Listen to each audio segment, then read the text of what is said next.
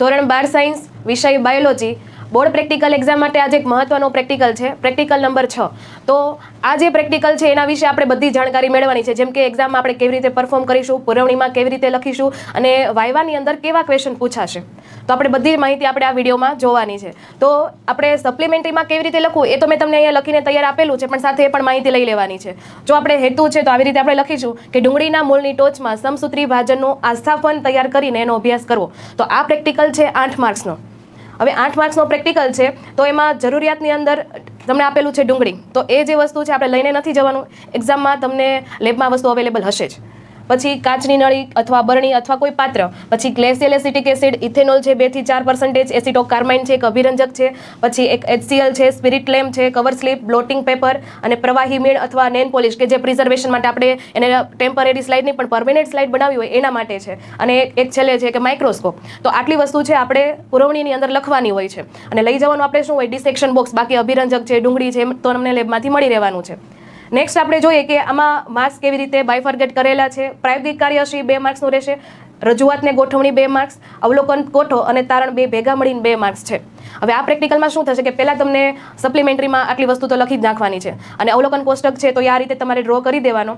પછી તમને પરફોર્મન્સનો સમય મળશે એટલે તમને જે સેમ્પલ આપેલું છે એમાં આપણે સ્લાઇડ રેડી કરવાની છે. એટલે તમને શું કરશે કે જે ડુંગળી છે એના મૂળાગ્ર તમને આપી જ દેશે, પ્રિપેર કરેલા જશે. તમારે એનો શું કરવાનો, એકદમ પાતળો છેટ લેવાનો છે, જાડો ન બને એનું ખાસ ધ્યાન રાખવાનું. પછી એને સ્લાઇડ ઉપર મૂકી રાખવાનું. પછી એના ઉપર એસિટોકાર્માઇન કે જે તમને મેં લખીને બતાવેલું છે કે એસિટોકાર્માઇન છે એક અભિરંજક છે, એના ઉપર નાખશો એટલે થોડાક સમયની અંદર જે આપણું ન્યુક્લિક એસિડ છે એ સ્ટેન થઈ જશે અથવા અભિરંજક થઈ જશે. હવે શું કરવાનું કે એના ઉપર કવર સ્લિપ મૂકવાની છે અને થોડુંક તમારે એને હીટ કરવાનું છે, હીટ આપવાની છે. એટલે વધારે હીટ ન અપાય એનું પણ તમારે ધ્યાન રાખવાનું છે, જેનું મૂળ કારણ એટલું જ છે કે તમારો જે એસિટોકાર્માઇન નાખો છો એ પ્રોપર એબ્ઝોર્બ થઈ જાય. થોડીક વાર પછી આપણે સ્લાઇડ લઈ લેવાની છે તરત જ, એમ વધારે સમય આપણે એને ગરમ નથી રાખવાની. પછી તમારે માઇક્રોસ્કોપમાં સેટ કરવાની અને જોવાનું. એટલે તમે લો પાવરમાં સેટ કરશો તો પણ તમને સરળતાથી દેખાઈ જશે કે કયો ફેઝ આવે છે. બરોબર, આમાં સમસૂત્રી ભાજન એટલે કે પૂર્વાવસ્થા છે, ભાજનાવસ્થા છે, ભાજનોત્તર અવસ્થા છે, અંત્યાવસ્થા છે કે કોષરસ વિભાજન, જે પણ અવસ્થા દેખાય એ આપણે એક્ઝામિનરને દેખાડી દેવાની અને પછી આપણે એના વિશે લખવાનું રહેશે. એટલે ડાયરેક્ટ તમારે સપ્લિમેન્ટરીમાં બધું રિઝલ્ટ સાથે ના લખવાનું હોય, તમે પરફોર્મ કરી લો એના પછી લખવાનું હોય. હવે અહીંયા તમને તમારી જર્નલની અંદર આ રીતે ટેબલ આપેલું છે. તો ઘણા છોકરાને ક્વેશ્ચન થાય કે આમાં આટલું બધું લખવાનું આપણે, તો નહીં. તો એક્ઝામમાં ધારો કે તમારે જે પણ ફેઝ આવેલો છે, ધારો કે જો આંતરાવસ્થા આવી હોય તો પૂર્વાવસ્થા, ભાજનાવસ્થા, ભાજનોત્તરા કે અંતિમ અવસ્થા, તો જે અવસ્થા આવેલી છે એના જ વિશે લખવાનું છે.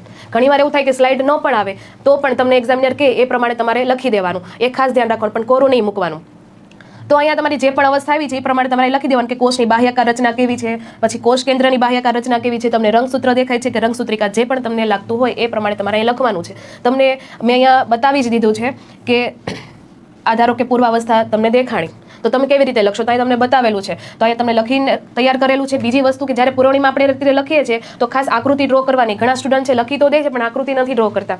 એટલે જો તમે ડ્રો કરશો તો એના માર્ક્સ તમને મળશે. જે અવસ્થા દેખાય એ આ રીતે તમારે ડ્રો કરી દેવાની. પછી બીજી વસ્તુ ખાસ કે અહીંયા તમે જે આકૃતિ ડ્રો કરો એનું નામ નિર્દેશન પણ આપી દેવાનું.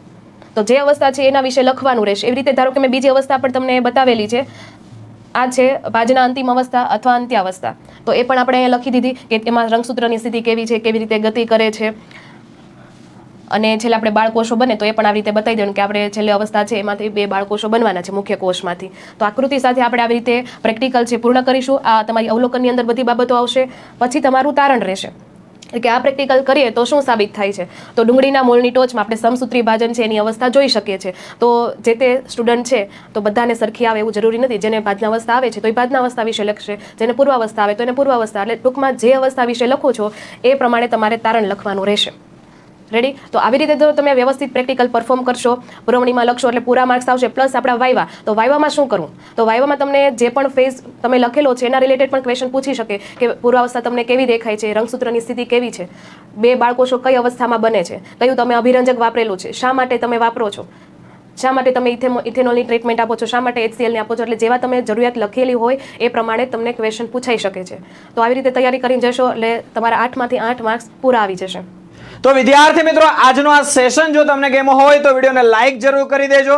આ વિડીયો દોસ્તો તમને કેવો લાગ્યો છે કોમેન્ટ કરીને જણાવી દેશો અને ચેનલને સબસ્ક્રાઇબ કરી બેલ આઇકોન બટન પર ઓલ નોટિફિકેશન ઓન કરી દેશો, જેથી દરેકે દરેક સેશનની માહિતી તમારા સુધી દોસ્તો પહોંચતી રહે.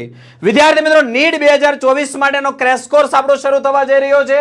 આ ક્રેશ કોર્સ જે છે ઓનલાઈન તથા ઓફલાઈન બંને માધ્યમની અંદર અવેલેબલ છે. તમે પણ જો નીટ 2024 ની અંદર એક બે સ્કોર કવર કરવા ઈચ્છતા હોય, આ કોર્સની અંદર જોડાવા ઈચ્છતા હોય તો કોન્ટેક્ટ કરશો 8866605548 ઉપર. વિદ્યાર્થી મિત્રો, આજના સેશન આપણે અહીંયા એન્ડ કરીએ છીએ. મળી એક નવા સેશનની અંદર. ત્યાં સુધી બાય બાય, આવજો.